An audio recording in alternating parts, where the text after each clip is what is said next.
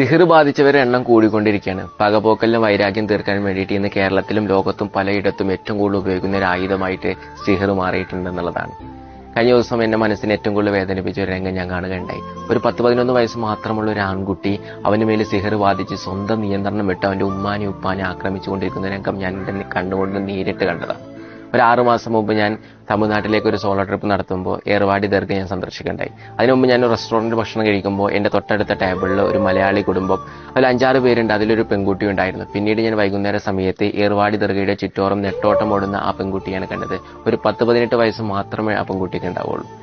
പറഞ്ഞു വരുന്നത്, ഇന്ന് നമുക്കുണ്ടാകുന്ന പക, അസൂയ, വൈരാഗ്യം എല്ലാം തീർക്കാൻ വേണ്ടിയിട്ട് നമ്മൾ ഉപയോഗിക്കുന്ന ഒരു ആയുധമായിട്ട് സിഹർ മാറിയിട്ടുണ്ട്, അഥവാ ബ്ലാക്ക് മാജിക്. നമ്മൾ മനസ്സിലാക്കണം, വിശുദ്ധമായ ഇസ്ലാം പ്രകാരം ഒരാൾ സിഹർ ചെയ്യുകയാണെങ്കിൽ ആ നിമിഷം മുതലാൽ ഇസ്ലാമിൽ നിന്ന് പുറത്താണ്. അത് അള്ളാഹുവിനെ പങ്കുചേർക്കലാണ്, അള്ളാഹുവിനെ ശിർക്ക് ചെയ്യലാണ്.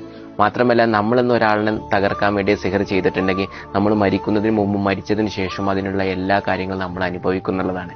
നമ്മുടെ അറിവിലോ പരിചയത്തിലോ ആരെങ്കിലും സിഹർ ചെയ്യുന്നുണ്ടെങ്കിൽ തീർച്ചയായും നമ്മൾ അവരെ തടയണം. കാരണം അത് ഇസ്ലാമിന് തിരക്കാത്തതാണ്, അതുപോലെ മനുഷ്യത്തിന് എതിരുമാണ്.